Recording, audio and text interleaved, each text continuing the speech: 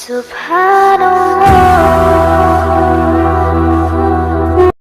نبی نے اثر کے لیے کہا تھا تو اپنا کام چھوڑنا آسان، اپنا وقت نکالنا آسان، مسجد میں جانا آسان، نماز پڑھنا آسان ہوگا کہ نہیں ہوگا؟ اب دیکھیے روزہ کون لوگ رکھتے ہیں؟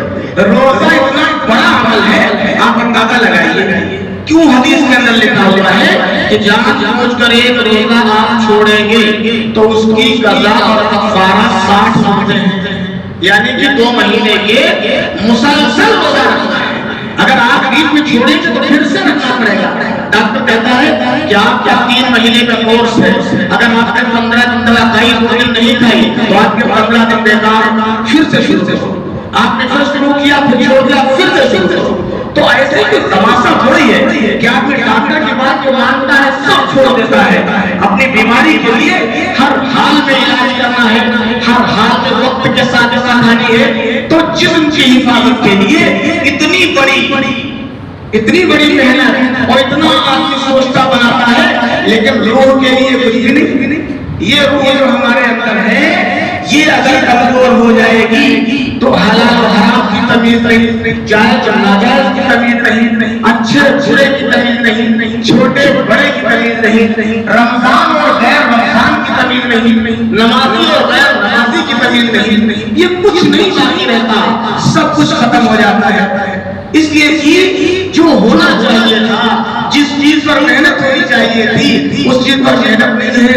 اب اندازہ لگائیے، اکثر آدمی جو ہے کوئی کام کرتا ہے، اللہ رب العزت نے زندگی دی اور 1 سال میں 12 مہینے بنائے، ان 12 مہینوں میں 11 مہینے تک بڑی محنت سے کام کرتا رہا۔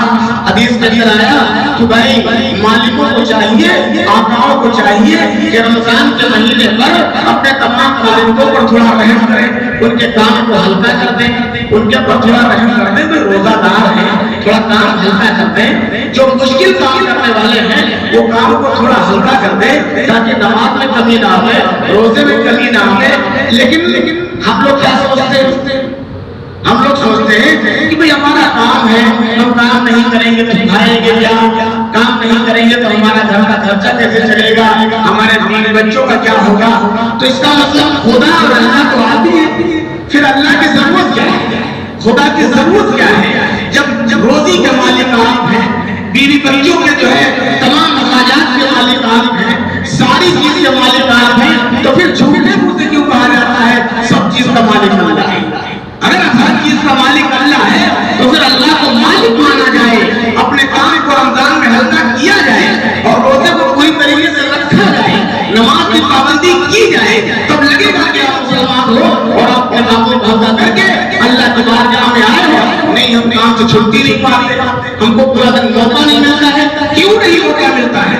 کیوں اپنے آپ کو کام میں اتنا زیادہ آپ نے پھنسایا کہ آپ کا روزہ چھوٹ رہا ہے، آپ کی نمازیں چھوٹ رہی ہیں؟ کہا دیا جاتا ہے کہ 1 مہینہ آپ چھوڑ دیجیے اپنے کام کو، اگر آپ کا اہم کام اتنا ہے کہ آپ روزہ نہیں رکھ سکتے تو کرنا پڑے گا۔ ایک صاحب نے سوال کیا کہ میرا کام اتنا اہم ہے، اتنا خطرناک ہے، کوئلے والا اور گرم دھات والا کہ جو ہے کوئی برداشت کر ہی نہیں سکتا، روزہ رکھ ہی نہیں سکتا۔ یہ مفتی صاحب سے سوال کیا گیا، بتاؤ ایسی حالت میں کیا کریں؟ لیکن اگر اس کام کو ہم نہیں کریں گے تو ہمارا 1 دن کا بھی کام نہیں چل پائے گا۔ ایسا کوئی ہونا چاہیے، ایسا مجبور ہو کوئی کہ جس کو 1 دن کا 1 بار کھانا مل جائے اور دوسرے وقت کا کھانے کا کوئی انتظام نہ ہو تو وہ کرے اس طرح کا کام۔ لیکن اس کے لیے بھی مفتی صاحب نے چھوٹ نہیں دی اور کہا کہ اگر یہ روزہ نہیں رکھ سکتے تو روزہ توڑنے پر اتنا بڑا گناہ ہے، لیکن آپ سحری کھائیے، روزے کی نیت کریے، روزہ رکھ کر کے جائیے، کام کریے، اور جب آپ کام کرتے کرتے اتنے نڈھال ہو جائے کہ اب آپ روزہ نہیں رکھ سکتے تو پانی اٹھا کر پی لیجیے، کھانا اٹھا کر کے کھا لیجیے اسی روزے کی حالت میں اور اپنے روزے کو توڑ دیجیے۔ جب اس حالت پر آپ پہنچ جائیں تو روزہ توڑ دیجیے، مگر آپ کو روز یہ کرنا ہے۔ 1 دن یہ روزے کو چھٹی نہیں دی گئی، کتنا یار کیسے رکھ پائیں گے بھائی آپ روزہ نہ رکھے، نہیں، روزہ رکھ کے روز جائیں گے۔ لیکن جب آپ روزے بالکل آپ قابل ہی نہیں بچے تو آپ کو یہ حکم ہے کہ آپ کھائیے، جان کو ہلاکت نہیں ڈالیں گے، آپ मर जाए, मरना नहीं, जान बहुत कीमती है, उसको बचाना है, लेकिन क्या रोजा नहीं रखेगा? इससे पता चलता है कि मामूली कामों के लिए हमको छोड़, मामूली काम के लिए रोजा भी छोड़ता है, नमाज छोड़ता है। इससे पता चलता है कि भाई अमल की अहमियत हमारे अंदर एकदम है। अगर अमल को मजबूत समझेंगे, जिस चीज को बड़ा बनाएंगे तो उसके आगे चीजें छोटी हो जाएंगी। अगर हम छोटी चीज को बड़ा समझ जाए दिमाग में अपने, तो बड़ी चीजें दिमाग में छोटी हो जाएंगी। ये चीज होती है। जैसे मिसाल के तौर पर ये आती है उसूली एतबार से है कि भाई मस्जिद के अंदर अगर दीन की बात हो रही हो तो ये उम्मत की फिक्र की बात है, और उम्मत की फिक्र के बारे में हदीस में लिखा हुआ है कि जहाँ पर अल्लाह के नबी का जिक्र होता है, ऐसी मस्जिदों को अल्लाह ताला मग़फ़िरत फरमा देते हैं। तो बताइए मग़फ़िरत मामूली बात ही बात है। अगर इतना मजमा बैठा हुआ है, अगर आज अल्लाह मग़फ़िरत कर दे इस मजमे की, तो बेड़ा पार हो गया कि नहीं हो गया? कितना बड़ा काम।